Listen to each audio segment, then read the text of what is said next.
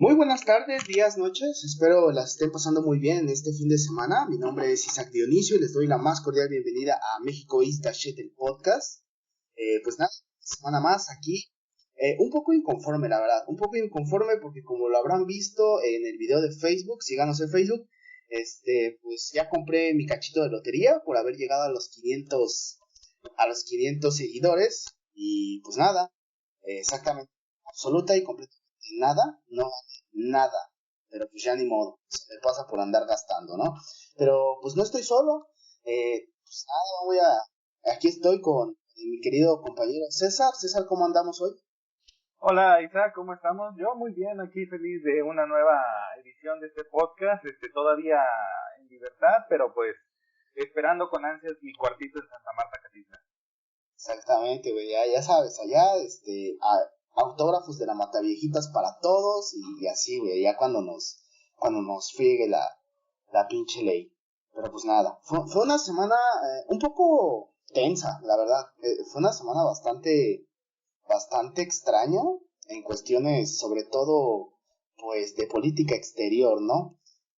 Pues nada, vamos a empezar con la primera porque ya se nos hace un poco tarde, ¿no? ¿Qué tenemos para empezar, mi querido César?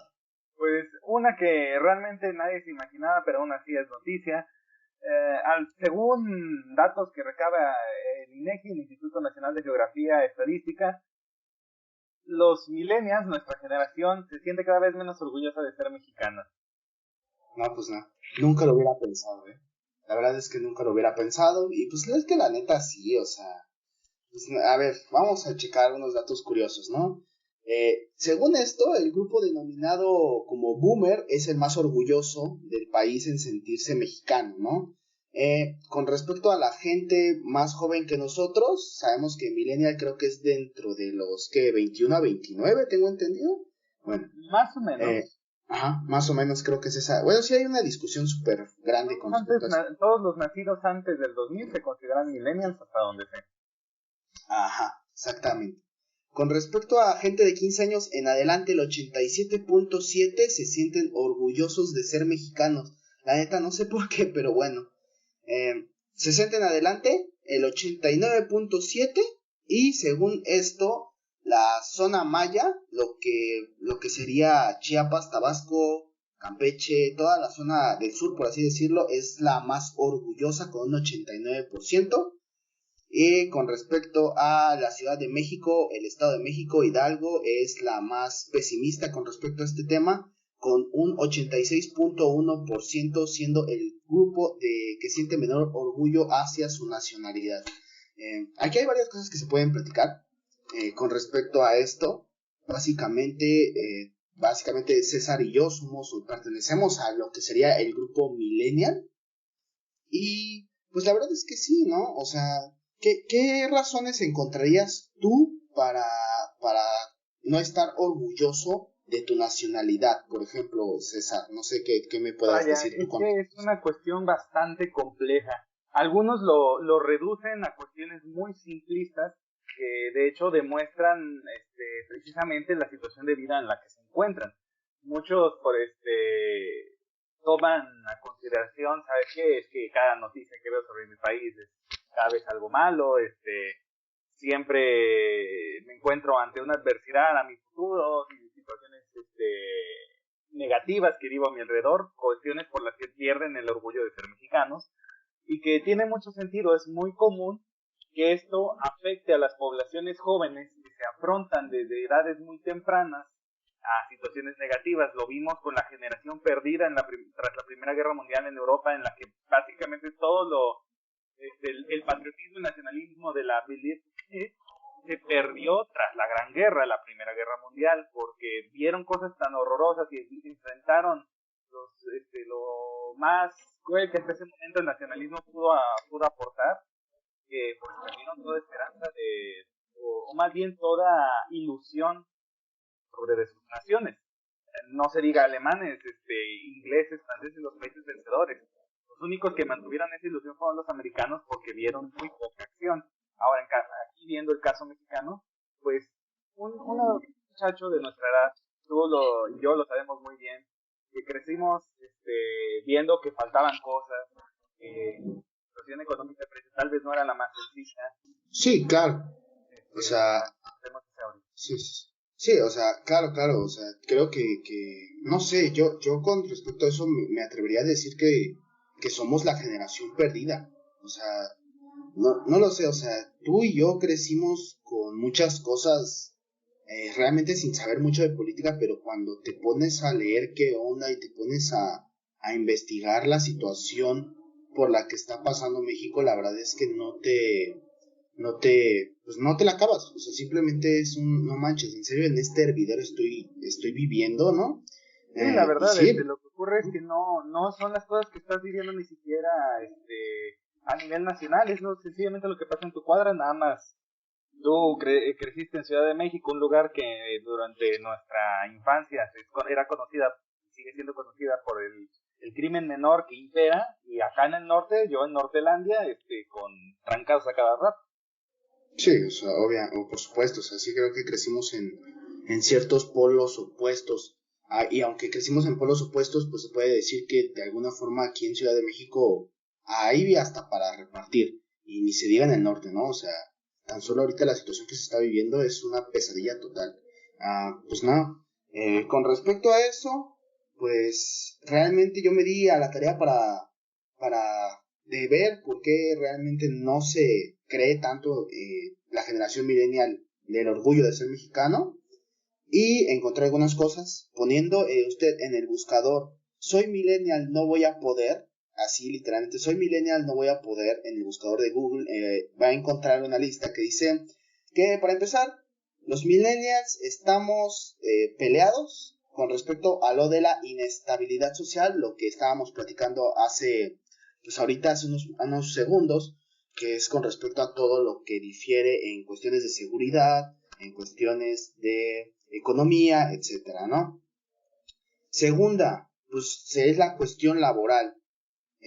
Realmente creo que sí es muy importante porque como millennial, por así decirlo, como clase trabajadora, que ya de alguna forma somos todas las personas que nacimos antes del 2000, pues sí nos vamos a enfrentar a una situación muy fea de empleos. Tan solo ahorita, con respecto a lo de la pandemia, sí, pues sí está pesado, la verdad. O sea, todo empleo, pues es muy poco y además es muy mal pagado.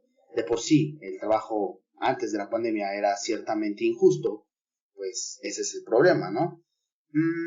Y pues la cereza en el pastel y lo que estábamos reservando tantito van a ser pues las afores, este famoso problema de las afores, en el que tan solo el 15% de los millennials de nuestra generación piensa vivir con sus ahorros.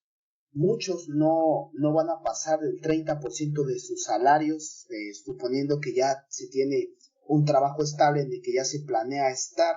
Entonces, no sé qué En tengas que cuanto opinar con al tema respecto a de eso. Afores, hay mucha desinformación. Muchísima. De hecho, yo defiendo enormemente el sistema de Afores, ya no tanto como una persona que cree en el sistema, sino como empleado del sistema financiero mexicano que fui y como abogado que soy. Defiendo el sistema de Afores. No, tiene un montón de problemas, no te lo voy a negar. Estuvieron No, surgiendo por una ineficiente gestión gubernamental en la que no cuidó que el patrón respetara los derechos de sus trabajadores. Te lo pongo así. El Afore está hecho para... El mexicano no puede ahorrar. No puede. Seamos no, sinceros. sí, no se puede. No No hay puede esa ahorrar. cultura, mejor dicho. No hay una cultura que diga, tengo que ahorrar 10 20 pesos, todo se gasta. Ajá. Pero no se puede. Siendo sinceros, un salario mínimo no alcanza para mantener una familia. ¿Cómo vas a esperar que la persona ahorre el 30% de esa nada? Sí, claro. Entonces, el Afore, la idea es, le quito una parte a tu patrón, tomo una parte de lo que estás aportando en Seguro Social para que no te cueste, y yo, gobierno, pongo otra parte, para que tengas un fondo de ahorro. Eso en 30, Ajá. 40 años y te puede generar una cantidad importante que te puede ayudar a llegar a vivir tranquilamente tus años dorados. Pero pues no te conviene si eres una persona que estuvo trabajando 30 años en el viejo sistema del régimen 78, se le decía, Sí. porque nada más ibas a trabajar en el sistema de Afores unos años más. Ajá, sí, Ahí es donde claro. viene el problema. Mucha gente dice, no, es que pensiones y no sé qué. No podemos, el gobierno mexicano y ningún gobierno del mundo puede dar pensiones a toda su población. Es No, económico. eso es imposible, claro que no. Y ahorita le das pensión a 100 viejitos, pero ahorita ya somos 1 millón de jóvenes. Te alcanza para pagarle pensión a esos 100 adultos mayores, pero ahorita nosotros somos jóvenes y nos vamos a volver viejos también. Sí, o sea, pronto vas a tener el problema de tener que pagar el afore a 1 millón de viejitos, ¿no? Y eso si de alguna forma la situación que estamos atravesando con respecto a enfermedades, violencia, te los deja, ¿no? Podrían ser más, podrían ser menos. Sí, o sea, claro, o sea, es una cuestión matemática simple, sencillamente no alcanzaría. Entonces yo defiendo el sistema de afores, pero es cierto que nosotros los millennials afrontamos un futuro muy difícil, porque para que el sistema de afore funcione necesitamos tener un trabajo formal los 30, 40 años de nuestra vida productiva. Y cada vez es más difícil eso. Ajá, exactamente, o sea, es a lo que va ligado, o sea, es a lo que ahora sí que a la conclusión a la que uno quiere llegar. O sea, estamos viviendo una situación en la que prácticamente estás viendo un microemprendimiento que, muy bueno por cierto, a raíz de toda esta pandemia. Sin embargo, pues no cuenta tanto como un trabajo formal. Entonces estamos viendo la época de los emprendedores que de alguna forma están tratando de sobrevivir ellos con una microempresa que se inicia, y para que esto pueda ser posible y para que esto funcione, pues de alguna forma todos tenemos que tener pues un trabajo formal, ¿no? Lo cual hace que de alguna forma nuestra generación no vaya a poder retirarse del todo con gusto. La verdad, ¿no? O sea, esa es la cuestión. Y pues nada, o sea, simplemente míranos a nosotros. O sea, estamos tan pinches orgullosos del pinche país que hicimos un podcast para poder explicar lo que nos encanta de este país, ¿no? Yo sí me considero orgulloso de mi nación, un nacionalista no irónico. No obstante, la verdad sí entiendo las razones que tiene nuestra generación de no estarlo. Y no puedo, no tengo con qué argumentarles que no. Así no, pues es que sí hay mucha tierra de donde sacar, la neta. O sea, a mí en lo que he vivido, la experiencia chilanga que he vivido yo, me han asaltado 3 veces, me han querido asaltar una más, me han quitado el celular, luego está todo este desmadre, la gente aquí, ¿cómo te lo digo? Con respecto a eso, pues la neta, todos los días vivo con miedo, la neta, de que de alguna forma no pueda regresar a mi casa, pero pues eso esperemos y pueda cambiar para que la gente pues pueda pues sentirse más orgullosa de ser mexicana, ¿no? Esperemos. ¿Qué más tenemos, mi querido César? Pues, ¿qué más tenemos? Además de esto, también tenemos una nota un poco más oscura, menos curiosa. Al parecer, en cuanto a la verdad histórica que la entonces PGR dio sobre el caso de los 43 de Ayotzinapa, lamentablemente en algo sí parece sí es cierto. Los 43 normalistas fallecieron muertos, quemados vivos, lamentablemente, y esto ha sido confirmado por uno de los principales implicados en el masacre. El Pajarraco, uno de los detenidos originalmente por la extinta Procuraduría General de la República, declaró... En paz descanse. En paz descanse. Lamentablemente declaró ante la CNDH, por ende no tuvo validez dentro de su juicio como prueba plena. Declaró que efectivamente él no se sentía tranquilo consigo mismo, que no podía dormir por las noches y por tanto quería confesarle a la familia de los 43 que los dejaran de buscar, que todos habían muerto en ese basurero, lamentablemente quemados vivos.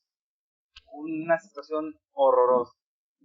Sí, claro, o sea, como le dice César, tal Juan Miguel Miranda, alias el Pajarraco, pues declaró, y de hecho creo que esta es una declaración tomada desde 2018, este tipo declaró, exactamente, o sea, ¿te imaginas si esta clase de datos hubieran salido así, suponiendo un año después de todas estas situaciones, que si no has vivido debajo de una roca los últimos, ¿qué te gustan? Los últimos 3, 4 años, pues sabrás muy bien de qué estamos hablando, ¿no? De los 43 normalistas de Ayotzinapa.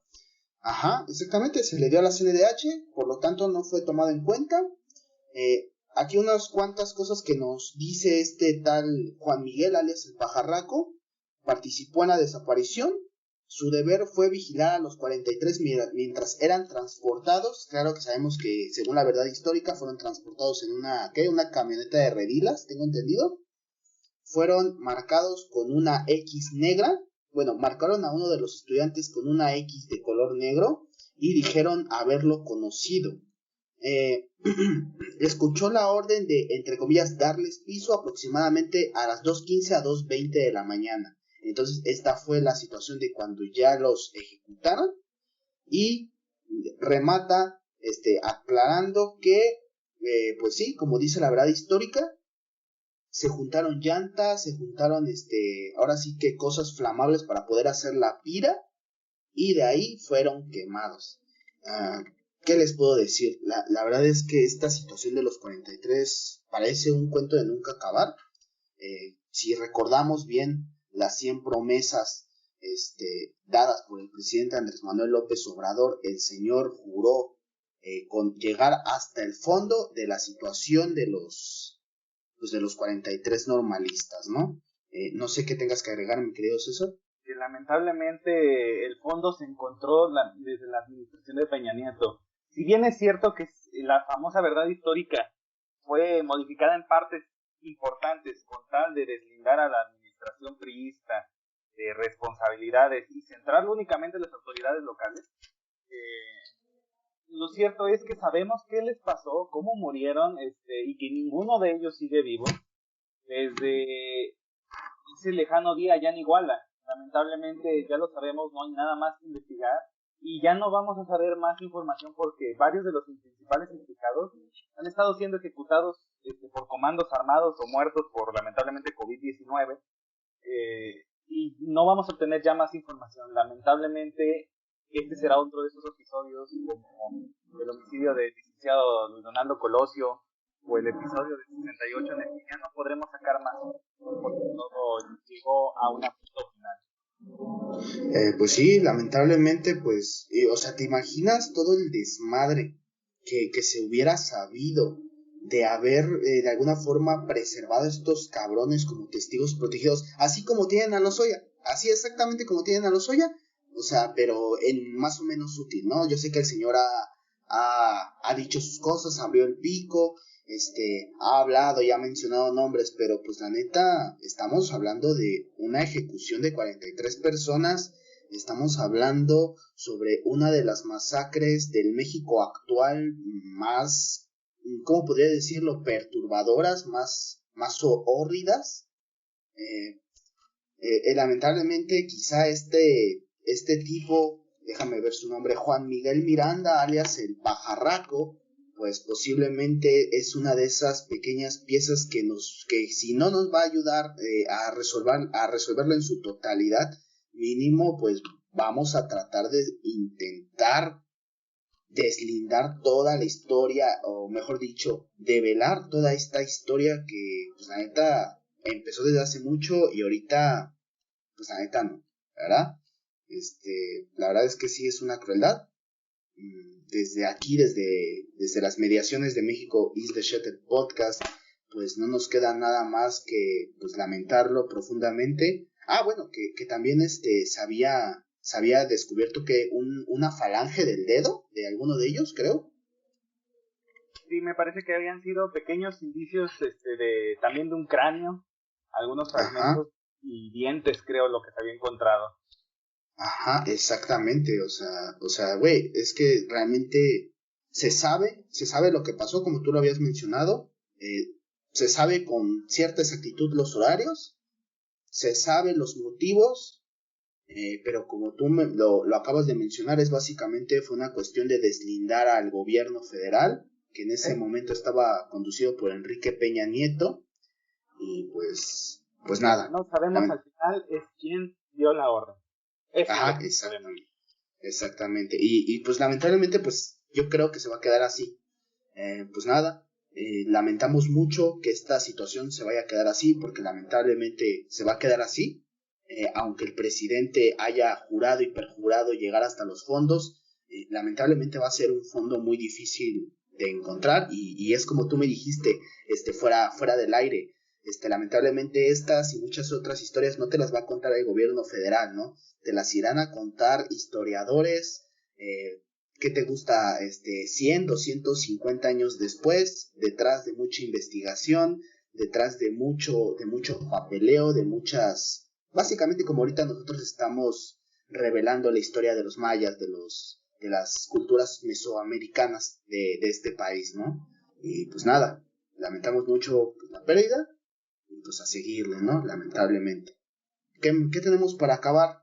Ya sé que tenemos, estoy bien imputado, pero dame pie, güey, que ando bien filoso.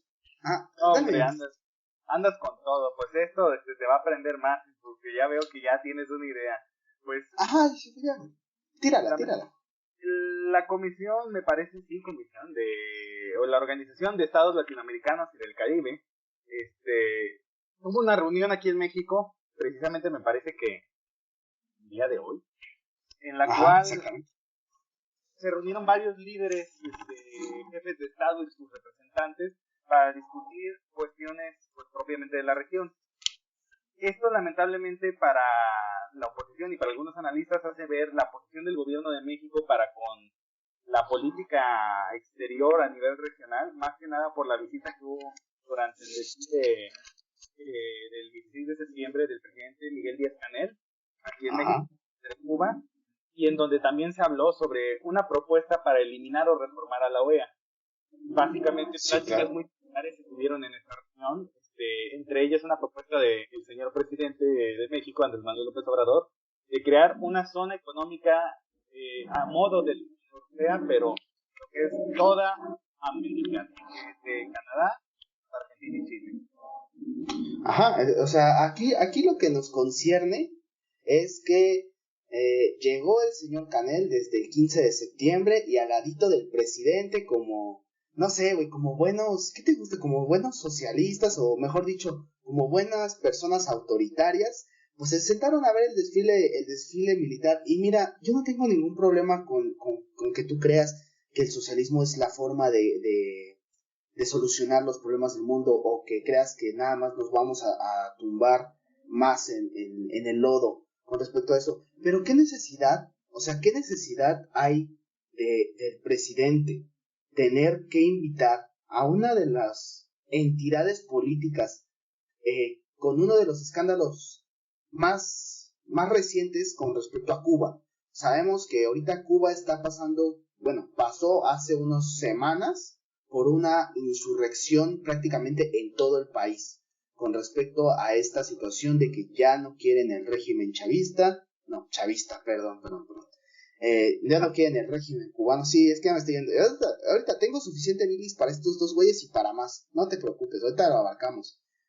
Sí, exactamente, o sea, estos tipos, con respecto a eso, prácticamente está habiendo una insurrección en el país y ¿qué hace el presidente? Es agarrar y traerlo aquí a abogar por él, porque el señor Canel anda diciendo que la principal causa del quiebre social y económico en Cuba es el bloqueo de Estados Unidos. Y va, esa te la puedo pasar. Pero tengo entendido que el bloqueo de parte de Estados Unidos ya había desaparecido, ¿no? Con respecto a ciertas cosas. No precisamente, a ver, ¿cómo me explico? Lo que ocurre y algo que ya se ha explicado infinidad de veces, pero por algún motivo el señor presidente y pues todos los que apoyan este régimen totalitario no han entendido, es que no hablamos de un bloqueo económico. Un bloqueo es lo mismo que podríamos decir ocurrió en la Berlín occidental durante los primeros años de la Guerra Fría. Literalmente no se permite pasar nada ni a nadie a ese lugar que está bloqueado, ni hacer comercio, ni nada. O sea, literal, se bloquea por medio de la fuerza u otras formas. No obstante, aquí tenemos un embargo comercial. ¿Qué es esto? Yo no te prohíbo, no puedo prohibirte y no quiero hacerlo, ni evitar que comercies, ni que hagas esto ni lo otro, sencillamente por cuestiones que yo considero que son peligrosas para mis intereses que tú comercies, como lo son armas, situaciones de energía nuclear, y otras clases de tratos económicos, pues desincentivo a ellos a que los hagan. No obstante, Cuba, por el contrario, ellos pueden seguir comerciando, pueden recibir inversión extranjera. De hecho, Estados Unidos no tiene ninguna negativa en eso. Lo que ocurre es que lamentablemente el sistema económico cubano, que viene colapsando desde que cayó la Unión Soviética, su único socio comercial importante, pues no recibe inversión extranjera porque nadie quiere invertir en Cuba. Llegas, inviertes tu dinero y resulta que el gobierno no te permite hacer nada para obtener ganancias. Estados Unidos, de hecho, les exporta mucha comida y les importa bastantes productos, pero ese dinero ya no alcanza porque es el único negocio fuerte que tiene Cuba. Y como cayó por completo el turismo, pues ya no tienen de dónde sacar dinero y por tanto están sufriendo una crisis económica importante, porque el gobierno no tiene cómo repartir recursos ante su opresivo sistema financiero de corte comunista, que es enteramente comunista, no como China, que es una economía dinamizada a través de prácticas capitalistas. Sí, o sea, ajá, sí, o sea, esa es la situación.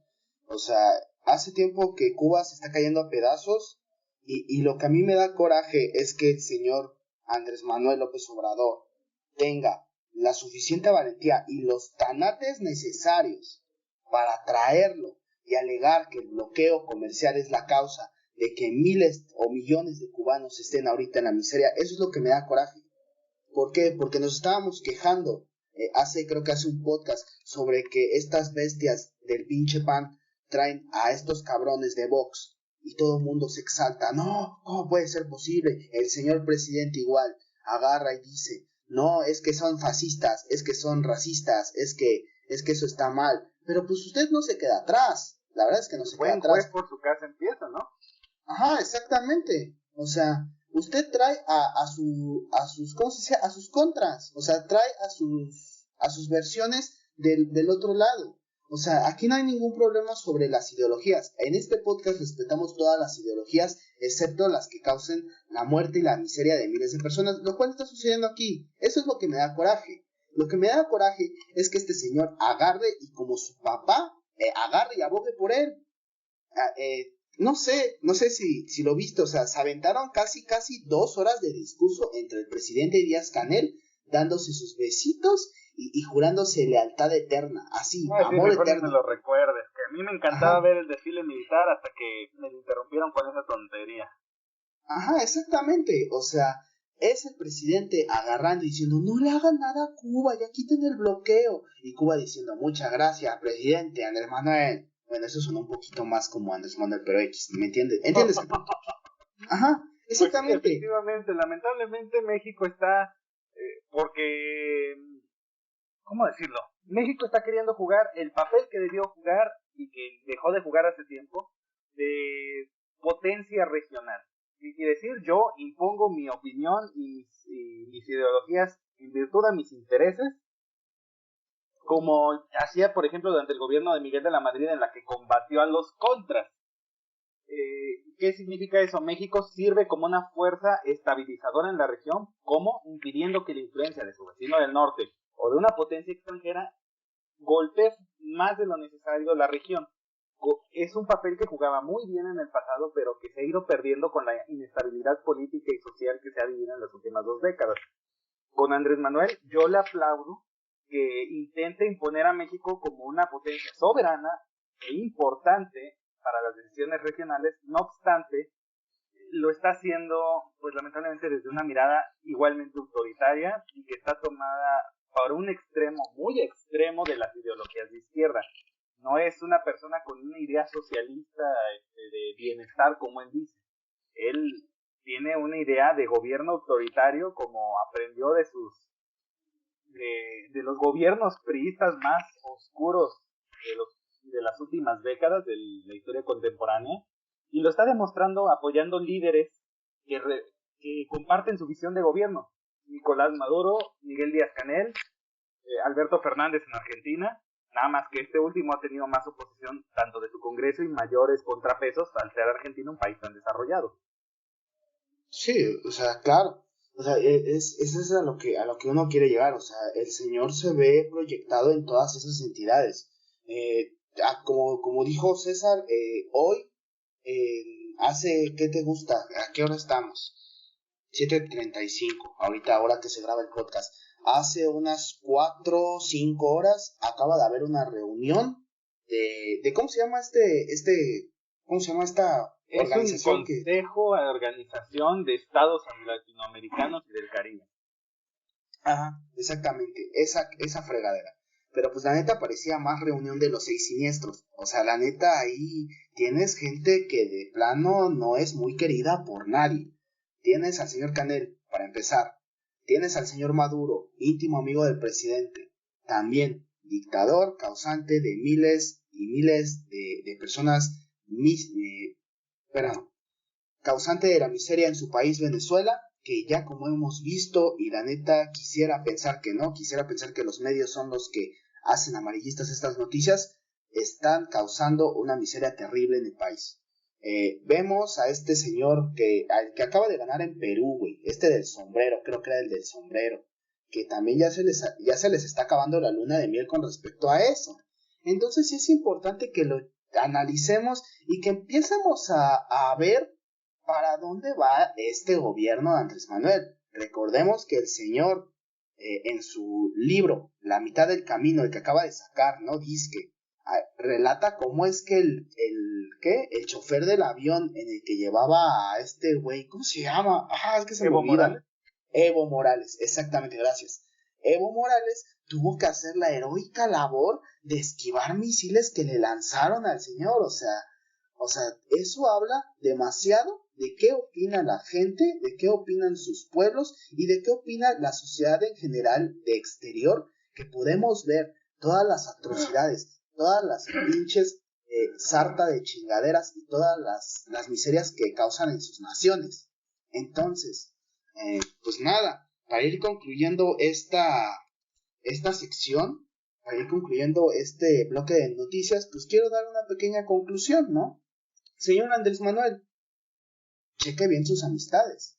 Acuérdese usted que los malos vicios generalmente vienen acompañados de malas amistades. Y mire, mi problema aquí no es con la ideología. Aquí se respeta. Ya lo he mencionado varias veces ahorita. El problema es cuando esas ideologías pues causan la miseria y la muerte de miles de personas, la represión y otras cosas que me alcanzaría todo un especial para poder pues mencionarle, ¿no? Vaya viendo qué onda, porque faltan 3 años y no queremos que próximamente este país se convierta en la República Juarista Popular Mexicana.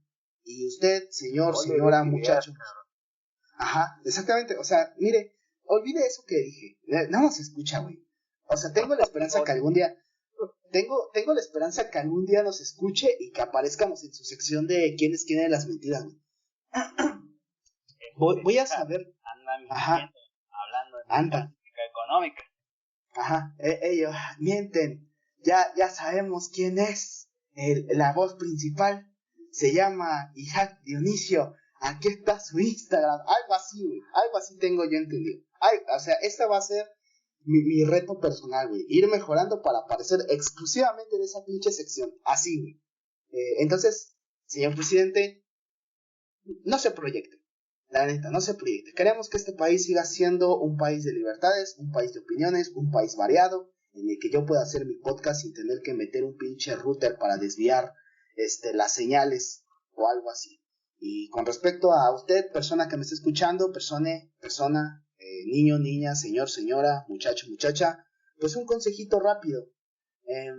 Vayan comprando dólares, mejor. Vayan comprando usted sus dolaritos y para que cuando esto se empiece a poner feo, pues ya tenga un respaldo, ¿no? Pues nada, vámonos al tema principal, mi querido César. Por supuesto.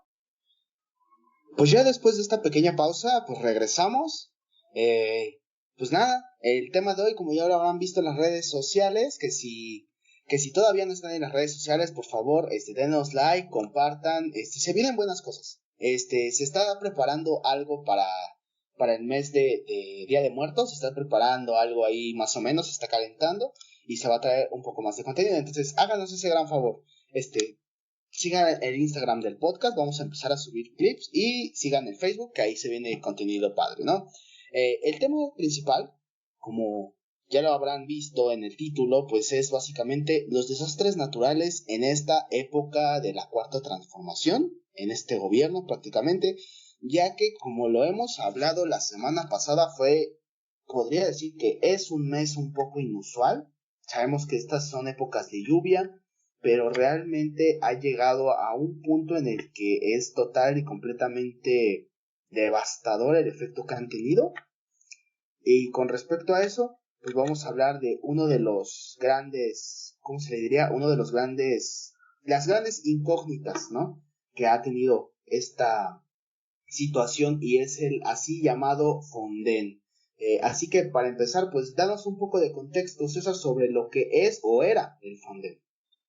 Sí, vaya, el Fonden, el Fondo para los Desastres Naturales, Fideicomiso Fondo de Desastres Naturales, Fonden por sus siglas, según el sitio oficial del Gobierno de México, es un instrumento financiero mediante el cual, dentro del Sistema Nacional de Protección Civil, a través de las reglas de operación del propio fondo y de los procedimientos derivados de las mismas, integra un proceso respetuoso de las competencias, responsabilidades, necesidades, bla, bla, bla, bla.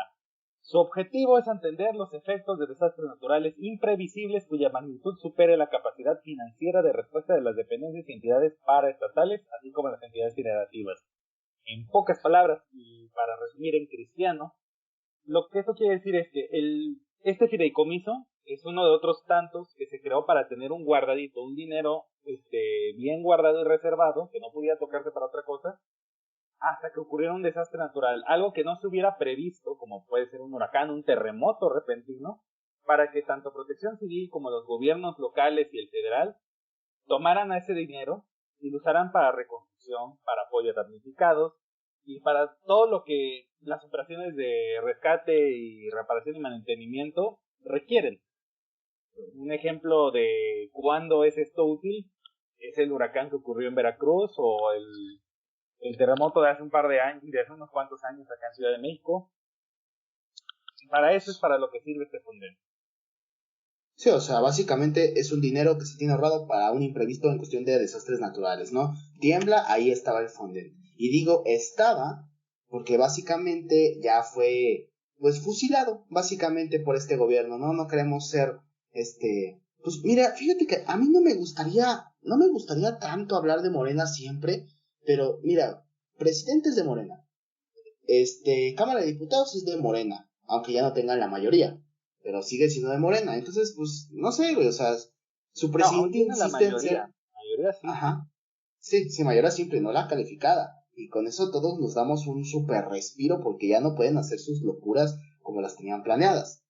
Entonces, o sea, el chiste es ese, o sea, nosotros no quisiéramos hablar sobre todas estas cosas, pero la neta, sus gobernantes, los diputados y el mismo presidente insisten en salir a cámara siempre, ¿no?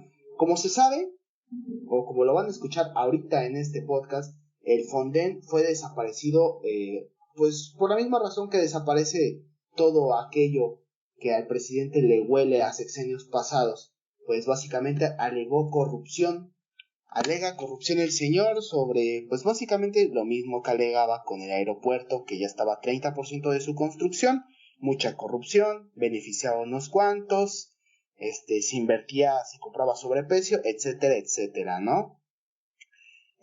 Con respecto Pues a esto, sí, Pues sí, sí, tienes razón en cierto punto de que existía corrupción en estos fondos, en estos sistemas, pero creo que estarás de acuerdo conmigo, desaparecerlos no era la respuesta. no, claro que no, o sea, desde que, no sé, bueno, no sé si te acuerdas, una de las primeras cosas que hizo AMLO al inicio de su sexenio, cuando fue reelegido, fue toda esta situación de los comedores comunitarios, fue esta situación de las estancias infantiles que el señor alegaba que estaban repletos de corrupción, que estaban repletos de basura, prácticamente de los sexenios pasados. Y entonces su solución no fue, por así decirlo, limpiarlos, por así decirlo. Fue agarrar, destruirlos y medio hacerlos otra vez. O sea, eso es básicamente lo que está pasando con ahorita. Entonces, esta plática en sí, esta parte del podcast va a tratar sobre qué diablos o qué fregados ha pasado ahorita o cuáles han sido básicamente las fallas o los errores que se ha tenido al desaparecer el Fonden, este fideicomiso que la verdad es que es necesario. Vivimos en México, carnal. Tenemos todos los climas. Tiembla cada rato, pues por aquí, por esta zona.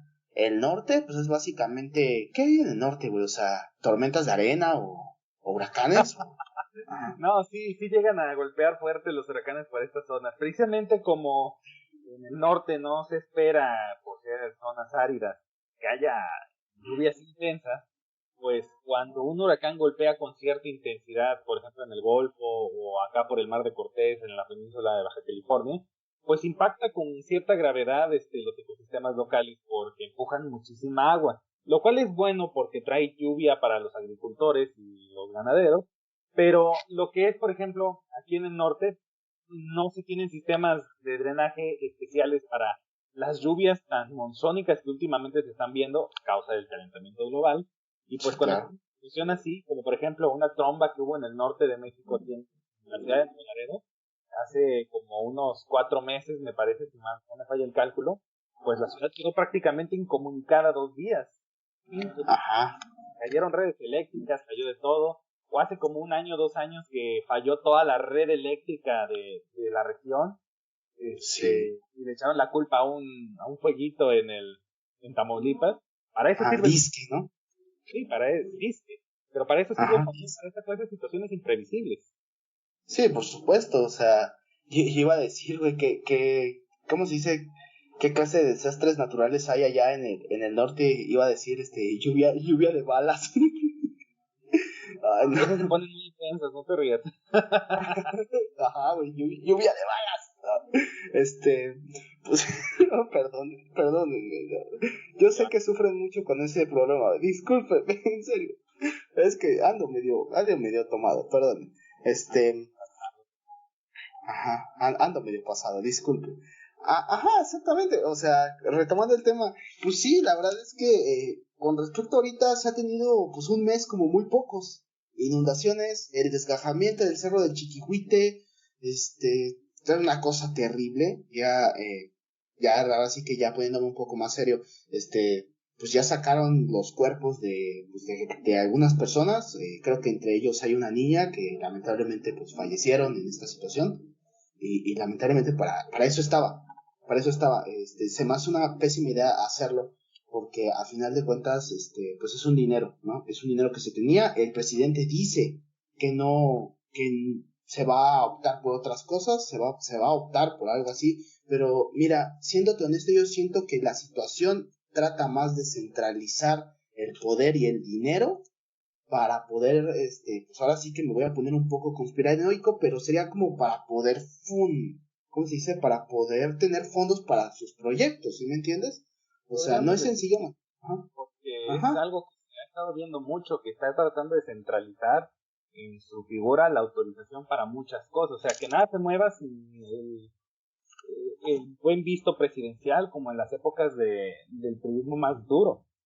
ajá, eso es exactamente, o sea, estamos viendo al prismo básicamente, bueno, estamos viendo a Morena básicamente regresar a los, ¿qué te gusta? A los setentas más o menos, Sí.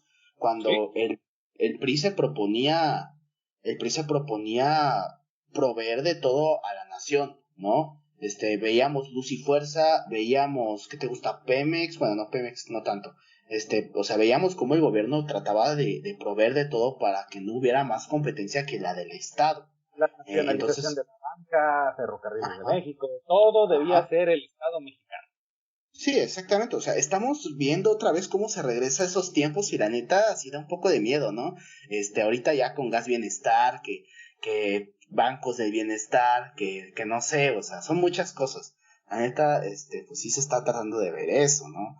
Y yo diría ahora sí que en mis más, ¿cómo se le llama? En mis más oscuras ideas, pues que también se está usando para eso, o sea, para financiar los 4 macroproyectos que se tienen con respecto a este sexenio. Ah, porque todos estos proyectos tienen que quedar en este sexenio, si no, no va a ser logro para el señor. Entonces, ¿de dónde sacas más dinero? Pues de fregarte fideicomisos. Pasó con las estancias, pasó con los comedores, está pasando ahorita con el Fonden. Entonces, ¿qué consecuencias ahora sí que a cercano plazo podemos prever de esta clase de acciones, especializándonos en desastres naturales del Pues Fonden? mira, consecuencias, ya hay una el gobierno se dio cuenta que no hay recursos para atender de manera nominal esta situación. O sea, el Congreso da una partida de recursos anual para ciertas cosas.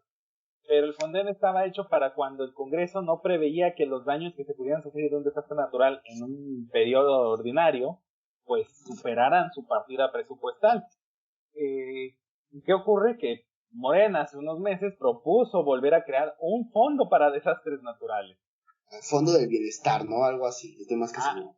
Algo así, vaya. La cosa es que, pues, básicamente, me parece que se dieron cuenta del error que fue desaparecer el Fonden, pero pues no podían decir que el presidente se había equivocado, porque Sí, no, lamentablemente Morena funciona tal cual como funcionaba el PRI, como un órgano más de la presidencia de México, no como el partido que le da su ideología. Ajá, o sea, no manches. Aquí el presidente no se puede equivocar, señor. Podrán morir niños de cáncer, podrán morir personas de COVID, podremos tener a un subsecretario de salud ineficiente, pero el presidente no se puede equivocar. Eso ya lo habíamos hablado, César. ¿Qué pasó ahí? Es cierto. Pues sí, estamos viendo esa clase de cosas. Aquí el presidente no se puede equivocar. Lamentablemente se están dando cuenta que toda esta situación es una tremenda estupidez. ¿Por qué? Porque es dinero que estaba ya guardado por una razón y en lugar de limpiarlo se destruyó. Y ahora estamos viendo las consecuencias. Estamos viendo cómo es que el calentamiento global está causando todos estos desmadres. Acabamos de tener ¿cómo se llama este hospital, César? Se me van estas cosas, la verdad.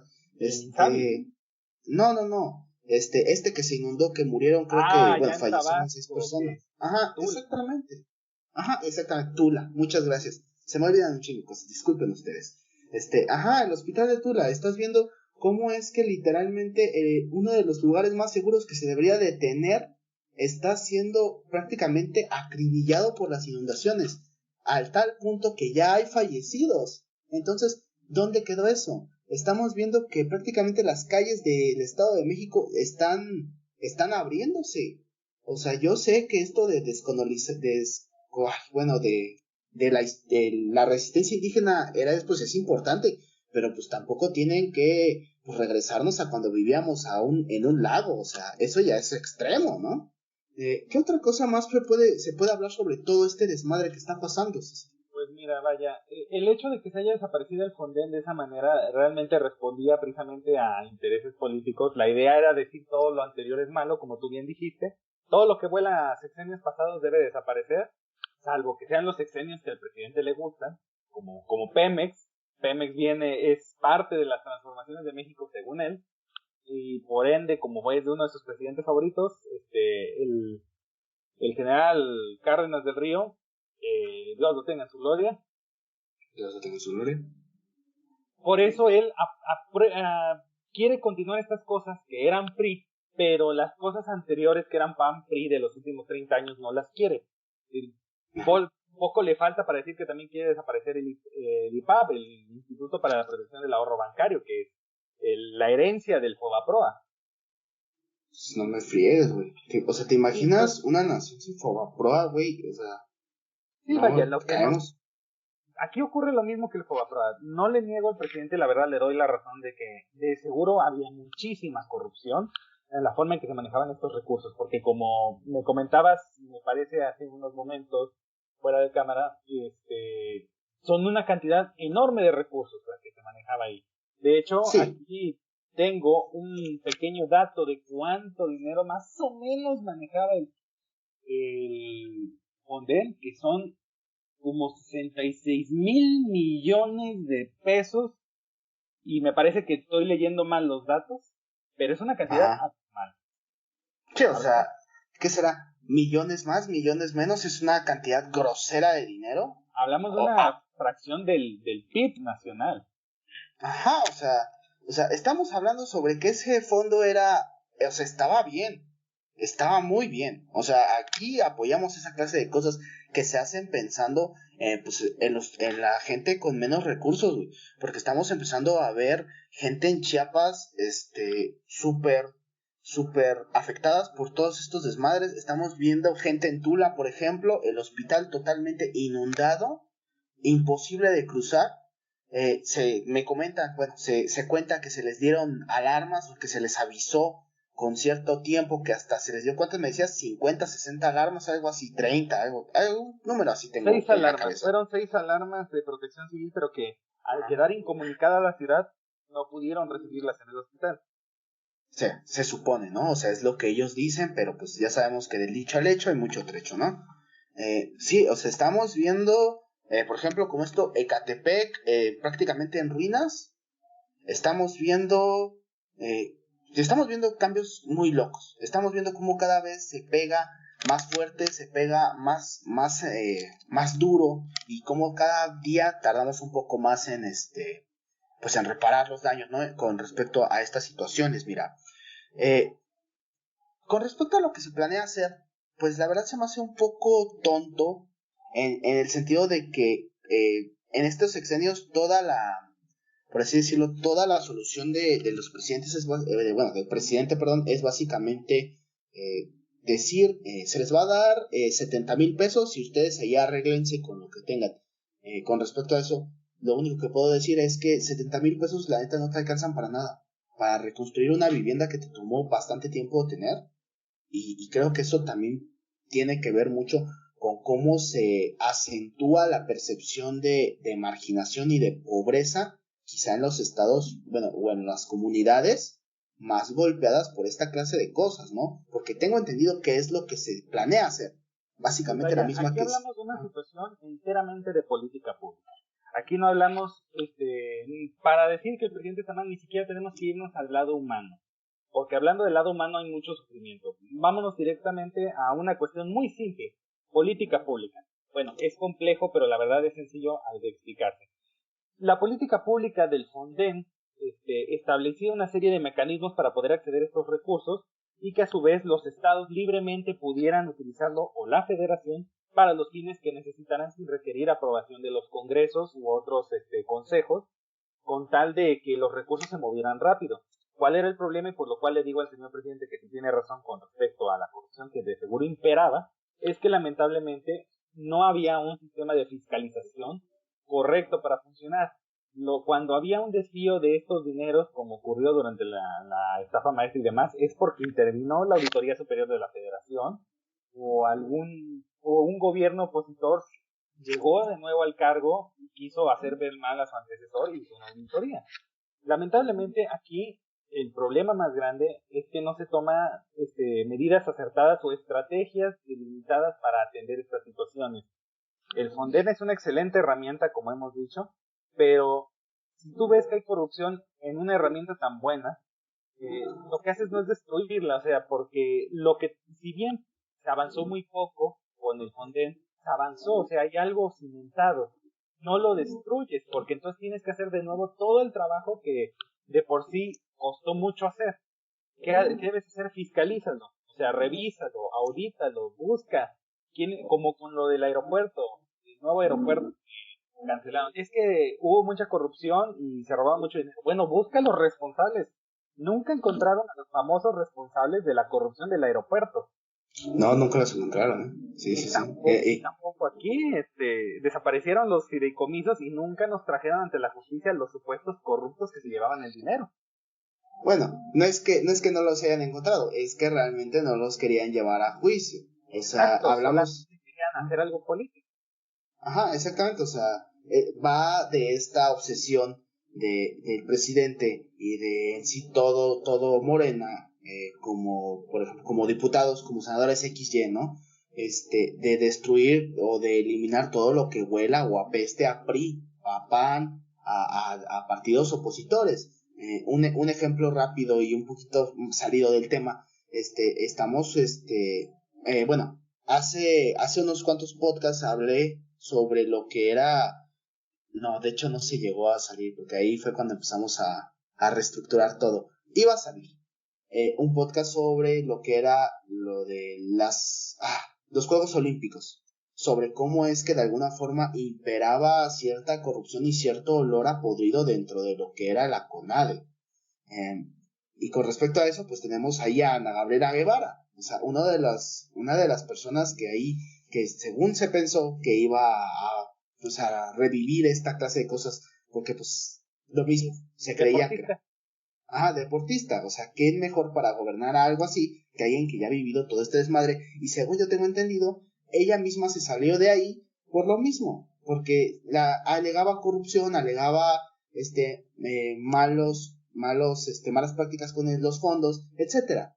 Se empezó a ver que estaba metida en un trato de lavado de dinero y pues no se llevó a juicio. ¿Por qué? Porque simplemente no le conviene tanto al presidente que uno de sus faros pues sea llevado a la justicia, ¿no? Entonces es a lo que quiero llegar. Se destruyó porque se quiso, porque quieren eliminar todo lo que huela a PRI aunque funcione bien, o más o menos bien, ¿no? Sí, vaya, y lamentablemente el presidente usa como ejemplo las últimas tragedias que ocurrieron en el país durante los años pasados para decir que tiene razón en desaparecer los fideicomisos como el Fonden. Hablemos, por ejemplo, del sismo del 19 de septiembre en Ciudad de México, el del 2017, en el cual, pues, se dice que hubo mucha corrupción en cuanto a la atención a los damnificados, que no se les estaba dando atención correcta y demás. Es uno de los ejemplos que da el presidente para decir que su administración decidió eliminar el Fonden porque eso era lo correcto, porque era lo mejor. Pero estamos viendo que durante su administración no se está haciendo nada mejor. Nada más recordemos que en Tabasco, creo que fue un año o dos, a principios de su mandato, que hubo una gran inundación y él decidió inundar unas poblaciones para salvar Villahermosa, y esto costó vidas porque no se pudo evacuar a la población. Aquí quiero aclarar que lamentablemente fue la decisión correcta si hablamos en cuanto a utilitarismo. Chale. Pero pues estás hablando de cuestiones técnicas, güey. O sea, sí, lamentablemente fue la mejor decisión que pudo tomar porque no podía evitar que algo malo ocurriera. Pero lo que duele a muchos, y ahí es en lo que a mí también digo, señor presidente, no manche. Lamentablemente él se quiso justificar de la misma manera que se justificaban los presidentes pasados. De ahí salió la famosa imagen, sí, pero robó más, de cómo se estaba justificando frente a las pantallas, en lugar de dar la cara frente a la nación, disculparse y apoyar a los damnificados. Al día de hoy no sabemos qué apoyo se les dio a las familias aparte de unos cuantos dineros. O sea, sí. O sea, lamentablemente, pues sí, no estoy seguro de si pudo haber sido la mejor, pues, salida. Déjame te comento que ahora sí que tener un plan siempre es bueno. Y más si sabemos que somos un país tropical. Aquí huracanes van a llegar, aquí van a llegar trombas, por ejemplo, lluvias, aquí van a llegar inundaciones. Entonces siempre fue bueno tener un plan, ¿no? La verdad es que no quiero meterme en eso, porque la neta sí es una crueldad que se haya inundado y todavía que el señor no haya tenido el valor de dar la cara y poder decir, ¿saben qué? No sé, güey. Es que a este presidente no le gusta disculparse. Entonces se me hace muy difícil imaginarme alguna clase de escenario en el que el señor agarre y use sus mañaneras, que en lugar de andar haciendo su show de comedia diario, agarre y dé la cara, ¿no? Siempre es bueno tener un plan. Pues con respecto a eso, pues sí, o sea, lamentablemente estamos viendo situaciones muy feas. Estamos viendo cómo el señor, en lugar de tratar o de tener un plan figurado para poder reconstruir, para poder proveer y para poder atender principalmente a las personas, pues está prácticamente aplicando, pues, ¿qué te digo? Dádivas y dádivas, ¿no? Sí, vaya, su plan ahorita consiste en, ante los desastres, lo mismo que para sus elecciones. Dar dinero directamente a las personas sin ninguna clase de control, y pues dinero que al final también resulta insuficiente para el fin verdadero que debiera de tener. Por ejemplo, como tú dijiste, esos 70,000 pesos que se le quiere dar a las personas que perdieron su casa, pues ¿de qué me sirven 70,000 pesos? Sí, es un chorro de dinero, pero con eso no construyo la casa, oiga. No, la verdad es que no. Tan solo creo que de varillas uno se lleva, ¿qué te gusta? ¿Unos 20,000 más o menos? ¿O más? Pues, depende. si una casa de un tamaño como una casa Infonavit te puede llegar a salir en 100,000 pesos, y es una casa chiquitita. Sí, o sea, bueno, aquí en México, bueno, aquí en la ciudad una casa de Infonavit ya es un departamento de lujo, déjame te digo, la neta. O sea, aquí se pueden ver cosas que de plano dices, no, carnal, en serio, te pasaste, o sea, sí. 3,000 pesos y un cuarto, un baño compartido, pero está al lado del metro, o sea, entonces sí, sí es cuestión de eso. Ajá, exactamente, güey. Ajá, o sea, O sea, lamentablemente estamos viendo cómo se quieren dar dádivas. La neta, eso no está bien, señor. La cuestión era, pues, hacer esto. Ahora, pues, no lo sé, ¿qué cosas podemos ver o qué se puede prever a futuro? ¿Qué consecuencias puede tener a futuro todo este desmadre de quitar, pues, el Fonden, ¿no? Pues sencillamente que se tiene que empezar de cero todo lo que se había logrado con el Fonden, los mecanismos, los protocolos. eh, si bien estos sí se pudieron haber ignorado en algún momento y pudo haber habido corrupción, insisto, no lo voy a negar porque sería negar la verdad, de seguro sería corrupción, pero el Fonden tenía un sistema establecido, un fondo ya hecho que el fideicomiso, el objetivo era de que como el Afore generara rendimiento, o sea, no era dinero que nada más metían a lo bruto, era dinero que Ah, un fideicomisario mantenía jineteándose a modo de que siguiera creciendo, por eso es tanto dinero. sí, o sea, es una inversión, ¿no? De alguna forma se sabe que con respecto a esto van a llegar peores cosas y se va a requerir de más dinero. ¿Y por qué no, no? O sea, te ayudo a construir tu casa, pero además, pues puedes agregarle otro piso. Y así se empieza a hacer algo, o sea, O por sabes eso qué, es que... mientras no Ajá, tienes casa, yo te tengo aquí un albergue con comida y todo lo que necesitas. ajá, exactamente, y más en estos tiempos, porque pues la neta, a la gente de esos estados les está lloviendo sobre mojado. Estamos viendo cómo se inundan, y además de las inundaciones tienen que vivir con este desmadre del COVID, porque una madre no deja a la otra, son las dos y te friegas, ¿no? Es COVID, Terremotos inundaciones, están haciendo, un ajá. volcán en Michoacán, el crimen organizado, ¿no? Sí, o sea, son muchos los retos y son muchas las cuestiones a las que se tiene que enfrentar esta parte de la población, güey. O sea, estamos viendo cosas terribles. Estamos viendo que se tiene que lidiar con cosas del dengue, o sea, y eso nada más ¿cómo se dice? Para hablar de la gente damnificada. Ahora vamos a pasarnos a los negocios damnificados, porque si creemos que esta gente, bueno, mejor dicho, si creemos que no se puede poner peor, sorpresa, se puede poner peor, porque lamentablemente los únicos damnificados no son las personas con vivienda. Lamentablemente también han sido negocios y para eso también puede servir el Fonden, ¿no? Por Es eso que para están... eso servía, si bien un negocio grande, un Walmart, un H&D, un Soriana, tienen corporativos que pueden absorber la deuda y decir, ¿sabes qué? Nos dolió, perdimos mucho dinero, pero podemos seguir. Pues el pequeño comerciante, Don Chuy con su tiendita, el señor de los tacos, no tienen con qué reinvertir cantidades tan fuertes. Sí, o sea, estamos hablando de todo el trabajo de una vida que como decías, Don Chuy, el señor Pablo, el de las verduras, tan solo la persona ambulante que tiene que salir a ganarse la vida vendiendo tacos, tortas, tamales, qué sé yo, ¿no? Esa clase Todos de... sus empleados sí tenían. Ajá, exactamente. O sea, estamos viendo unas cosas tan atroces y unas situaciones tan estúpidas que de plano no podemos creerlo. Por eso, y de esto viene toda esta plática. O sea, esta plática se pensó teniendo en cuenta que a México le ha estado lloviendo sobre mojado y más a esta gente. Porque aquí como Chilango, pues ahora sí que terremoto y se cae un edificio y pues ya, ¿no? Ni modo. Pero pues sí también se tiene que tener en cuenta a esa clase de personas, a la gente que de plano no tiene un estilo de vida, no podría, creo que ya me A metí las en cabeza personas que mencionar. lamentablemente la sociedad ha tenido marginadas, porque es esta misma Gracias. marginación la que impide que estas personas puedan acceder a recursos o a medios de ayuda. O sea, como tú dices, tú chilango, yo norteño, aquí vivimos en lugares en los que hay cierto desarrollo económico, entonces tenemos una tragedia, pues sabes que el gobierno no tiene albergues, pero oye, mira, esta organización caritativa, esta persona me puede prestar su casa, me puede dar una habitación por unos días, pero Ajá. allá ellos todos de plano viven en la pobreza y luego se les cae el poco patrimonio que tienen. Sí, o sea, es una crueldad terrible.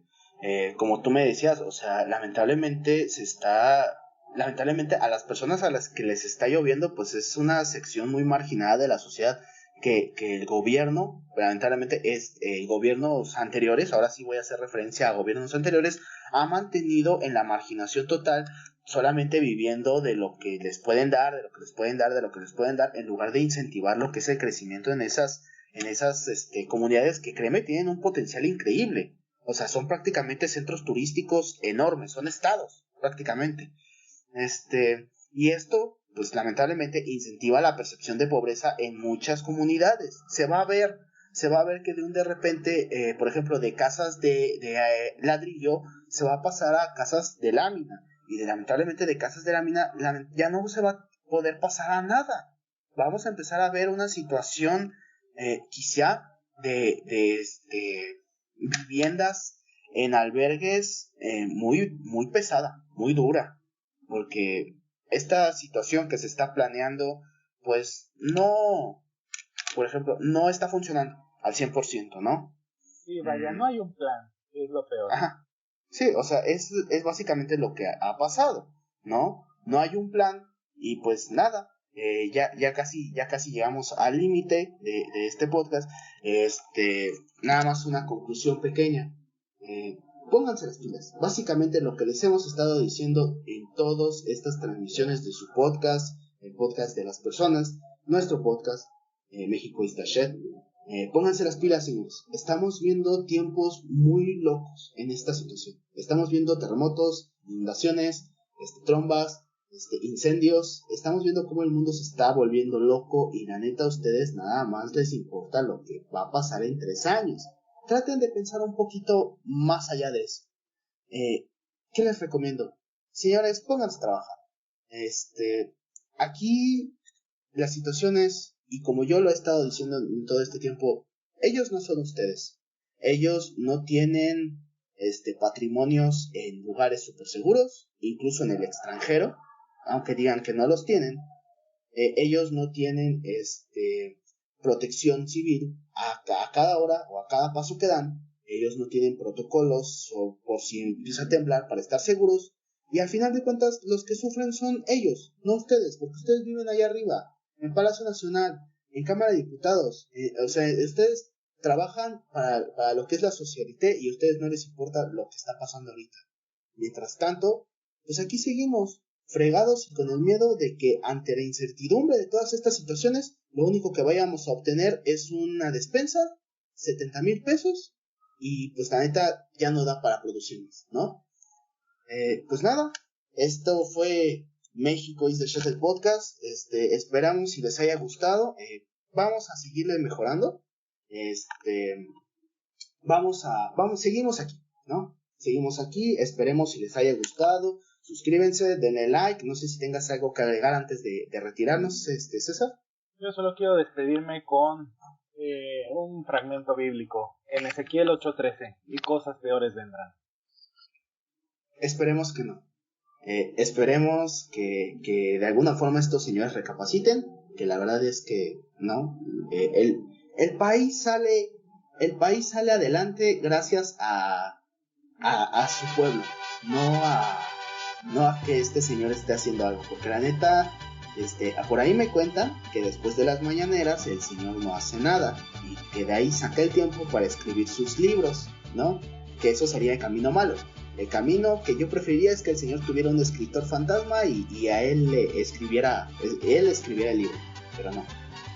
Lamentablemente este pueblo sale por su gente, no por el gobierno, ¿no? Seamos honestos. Estamos manteniendo una bola de ratas, pero pues ya, ¿qué le hacemos? A menos que todos nos organicemos y nos pongamos al tiro, vamos a poder hacer algo parecido a lo que pasó en la Revolución Francesa, que fueron casi 40,000 ejecutados. O sea, no tanto de esa forma, pero sí algo parecido, ¿no? Pues esperamos les haya gustado. Suscríbanse, denle like, compartan. Estamos tratando de empezar a mejorar unas cuantas cosillas por ahí. Se viene buen contenido, se vienen buenas cosas, ya se viene Halloween, o sea, y para eso se está planeando algo. Va a estar chido, espero y puedan estar aquí para cuando eso pase, ¿no? Pues nada, mi nombre es Isaac Dionisio, el que me acompañó fue, ¿cómo te llamas? César. Perdón. César. Una disculpa.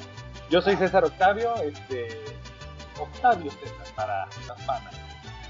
Y me agrada siempre estar aquí con ustedes, dándole un poco de medición, apoyando aquí el compañero Isaac. Y por favor, señor presidente, no nos arreste. Sí, exactamente. Y si nos arresta, pues pónganme ahí por donde estaba la supuesta persona que mató a Colosio y ya se puede hablar de otra cosa, ¿no? Pues nada, esto fue el final. Yo me voy, pero sin antes decirles, señoras, gente del gobierno, paren de mamar. Pues pónganse a jalar de una vez, güey, que se está cayendo el pinche país a pedazos. Ahí la vemos, cuídense, bye. Y corta.